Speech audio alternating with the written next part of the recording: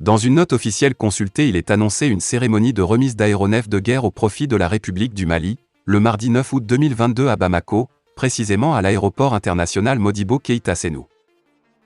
Le Mali continue de s'équiper en matériel militaire. Dans le cadre de la lutte contre l'insécurité, l'armée malienne monte réellement en puissance. En plus de matériel déjà acquis, il est prévu la remise d'un lot d'aéronefs militaires le mardi 9 août au cours d'une cérémonie officielle. Vu la solennité de l'événement, il sera présidé par le président de la transition, le colonel Assimi Goïta, en présence d'autres officiels du pays. Dans la note, ni le nombre ni l'identité précise des avions n'ont été mentionnés mais, selon nos informations, il s'agit d'équipements militaires russes. Des démonstrations de vol sont d'ailleurs prévues au cours de la cérémonie. Le Mali, en mauvais termes avec l'ancienne puissance colonisatrice, la France, a demandé le départ de la force française Barkhane, présente au pays depuis 2012. Des contingents de cette force ont déjà quitté le pays et le reste devrait également s'en aller. Visite au Mali, le bienfaiteur de la famille oumarienne Tierno Cheikhou Oumar Bachir Tol invité par le colonel Goïta. Depuis 10 jours, le guide spirituel du connu, Cheikhou Oumar Al-Foutiyou, est en séjour au Mali. Il a été reçu par le président de la transition, le colonel Assimi Goïta, et ses proches collaborateurs pour discuter de la situation du pays.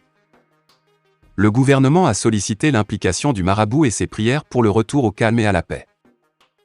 Tierno Cheikhou Oumar a profité de son séjour pour rencontrer aussi et échanger avec certains politiques et a prié pour le retour d'une paix définitive dans ce pays frère. D'abord parce qu'elle sous-entend que ces élections ne seraient pas acquises, ce qui s'apparente à une attaque contre les dirigeants maliens actuels. Ensuite parce que les tensions sur le sujet s'étaient apaisées depuis l'accord trouvé au début du mois dernier entre Bamako et la CEDEAO, qui a permis une levée de la majeure partie des sanctions économiques qui frappaient le Mali. Le président Abdelmadjid Tebboune s'est prononcé dans un dégel. Par ailleurs, le président algérien demande à Bamako de ne pas laisser mourir l'accord de paix de 2015. Tant que l'accord ne sera pas appliqué, les problèmes au Mali persisteront, a-t-il soutenu. Il faut le rappeler que l'Algérie avait parrainé cet accord conclu à Bamako il y a 7 ans entre le gouvernement malien et les groupes armés du Nord, dont les ex-rebelles indépendantistes aujourd'hui regroupés au sein de la CMA. Ces derniers dénoncent eux-mêmes l'abandon, par les autorités maliennes de transition, de la mise en œuvre de l'accord.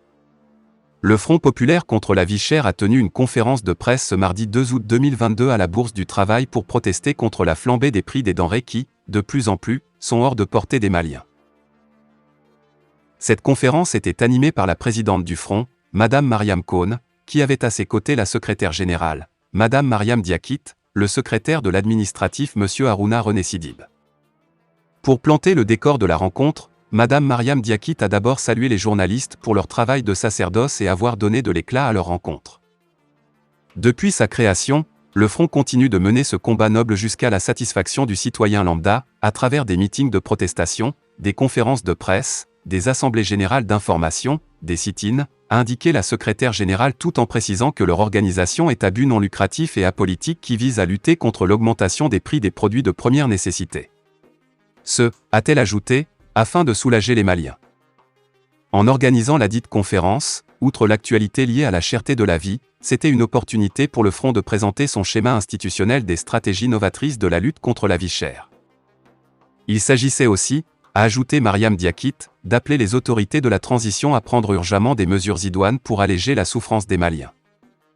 En arguant, la secrétaire générale a soutenu que la levée des sanctions de la CEDEAO et de l'UEMOA, plus d'un mois après, n'a pas eu de retombées positives en termes de disponibilité des produits. Constat, les Maliens constatent et assistent impuissamment à la flambée des prix des produits alimentaires dans les marchés, a-t-elle affirmé en référence notamment au prix du sucre, du lait en poudre, de l'huile alimentaire, du riz importé. Conséquence de cette situation, a indiqué la responsable du Front, des produits alimentaires ne sont plus à la portée du citoyen lambda, qui vit pourtant au seuil de la pauvreté, malgré la subvention des 13 produits alimentaires par l'État. Le Front populaire contre la vie chère regrette que le panier de la ménagère soit atteint de plein fouet. Et, si le prix n'est pas à la portée des Maliens, des stocks vont perdre leur sens, a dénoncé la conférencière qui s'est indignée du laxisme des autorités nationales. Pour elle, c'est le laisser-passer et aucune disposition ne serait prise pour diminuer les prix. Pire, Mariam Diakite confesse que le gouvernement n'a aucun plan de riposte opérationnel et viable depuis l'annonce de la levée des sanctions. En plus des dénonciations, la conférence a été l'occasion pour le Front de présenter son document cadre contre la vie chère au Mali. Le document en question comporte 4 grands axes, explique Mariam Kone, dont la mise en œuvre pourrait éradiquer de manière progressive la cherté de la vie. Ainsi, ce plan prend en compte les problèmes d'exonération des produits, les problèmes d'entreposage, la tierce détention des produits de première nécessité et enfin le varantage. Par ailleurs, lors de leur conférence, la présidente du Front a rappelé le gouvernement au devoir de vérité sur la quantité des stocks des produits alimentaires qui, selon elle, est très en deçà des chiffres officiels avancés. À ce jour, les stocks de céréales sont estimés à 11 076 tonnes, soit environ 5 000 tonnes de maïs et 2 000 tonnes de riz, a-t-elle fait le point. Je ne suis pas un oiseau de mauvais augure pour vous annoncer que si la situation persistait, l'insécurité alimentaire gagnerait du terrain, a alerté la présidente du Front. Par un arrêté, le bâtonnier délégué Fatoumata Binta Diallo, Fabi, interdit à l'avocat et ancien ministre de la Justice malien Mamadou Ismaïla Konaté de plaider en Guinée. En cause, le manque de coopération entre le barreau de Guinée et ceux de la France et du Mali, desquels relève l'avocat de l'ancien Premier ministre Ibrahima Kassori Fofana. Mais aussi, ajoute le bâtonnier intérimaire, à cause de ses propos discourtois tenus à l'encontre du procureur spécial près la Cour de répression des infractions économiques et financières, CRIEF. La décision du barreau de Guinée après plus de 4 mois d'intervention du célèbre avocat malien en faveur d'Ibrahima Kassori Fofana. Depuis avril, il intervient dans des émissions radiophoniques et anime des conférences aux côtés de ses confrères guinéens qui défendent l'ancien Premier ministre. Il avait particulièrement traité de « menteur » le procureur spécial dans une émission à grande écoute, il y a 2 semaines. L'intéressé n'a pas tardé à réagir à cette décision. Toutes les coordinations avaient leur président en République du Mali sauf la coordination régionale de la Haute-Guinée, au sein de laquelle 2 entités se déchiraient depuis près de 10 ans. Il s'agissait du bureau Mandingue qui fut le tout premier bureau qui représentait la Haute-Guinée. Un nouveau bureau fut créé pour la coordination de la Haute-Guinée, sans informer le premier bureau. Venu à Bamako il y a seulement une année, le conseiller politique de l'ambassade, Dr Mamadi Seba Camara, appuyé par le premier secrétaire chargé des affaires consulaires, Mr Namori Magasuba, s'est impliqué pour la résolution de ce conflit qui a ébranlé toute la communauté guinéenne au Mali ainsi que le bureau du Conseil des Guinéens. Les diplomates ont convoqué une réunion extraordinaire dans la cour du consulat de la Guinée au Mali, faisant appel à tous les membres des 2 bureaux pour enterrer la hache de guerre afin que la communauté guinéenne puisse aller de l'avant. Dans son allocution, Dr Seba Camara a insisté sur le respect des aînés. Je vous remercie beaucoup pour votre mobilisation en répondant favorablement à cette réunion. Avant de commencer, j'appliquerai le principe Mandingue, celui du respect envers les vieux. Nous avons sillonné toutes les régions, nous n'avons pas trouvé de problème, sauf la Haute-Guinée. Nous sommes là pour vous unir comme nous le faisons avec les autres coordinations. Avant de donner la parole aux 2 porte-paroles, je jure que nous dirons la vérité à qui veut l'entendre. Dans un conflit, si la vérité n'est pas dite, le conflit ne finira jamais, conclut-il. Après plusieurs minutes de débat et de discussion, il a été enfin décidé de maintenir le doyen Karamo Diané, âgé de plus de 70 ans, comme le président de la coordination de Haute-Guinée, mais de dissoudre son bureau pour un renouvellement consensuel. Ce dénouement heureux à l'initiative de monsieur le conseiller politique et du consul met fin à une guéguerre qui a affecté la communauté guinéenne au Mali.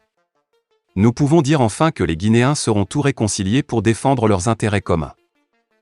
Les locaux de la Brigade de répression de la traite des migrants et celle des êtres humains, BRTMTH, à l'ACI 2000, a servi de cadre pour la cérémonie de réception de 4 véhicules 4x4 offerts à la brigade par l'Union européenne.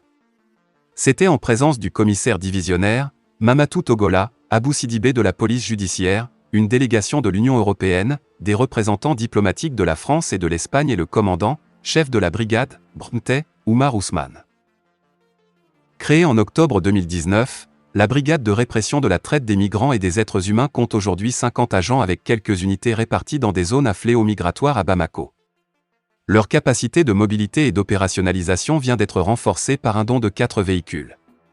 Cette donation à hauteur de 90 millions est la suite d'une coopération entre le Mali et l'Union européenne dans le cadre du projet appelé Partenariat opérationnel conjoint, POC Mali. Ces 4 véhicules, d'une valeur de 90 millions, ont pour but, selon le représentant de la délégation de l'UE, Éric Piquier, d'aider la Brmte à lutter efficacement contre la traite des migrants et des êtres humains au Mali. Cette réalisation s'effectue dans le cadre du POC Mali et compte continuer à appuyer la brigade à mener à bout leur mission de répression de la traite des migrants et des êtres humains au Mali. Un acte salué par le représentant de la Direction générale de la police nationale, le commissaire divisionnaire Mamatou Togola et son collègue de la police judiciaire, Abou Sidibé. À ce jour, Selon le commandant de la brigade, Oumar Ousmane, la BRNT a traité 46 affaires contre 10 en 2020. Ils sont à l'origine de l'interpellation de 97 trafiquants dont 73 placés sous mandat de dépôt. Ils ont pu en tout sauver 700 victimes de la traite des migrants et des êtres humains courant 2021. Le chef de la brigade a annoncé que dans les jours à venir, ils envisagent une rénovation du bâtiment qui abrite la brigade et la construction des cellules de garde à vue. Pour le moment, la brigade est présente à Bamako et compte s'installer sur toute l'étendue du territoire. Des unités couvrent déjà les zones à forte affluence migratoire, les gares et autres. Une mention spéciale d'hommage a été faite à l'endroit de Joseph Doumbia, paix à son âme, ancien directeur de la police judiciaire, récemment décédé, pour ses efforts dans la création de la brigade et le projet POC Mali. Fin de la vidéo, merci pour votre attention.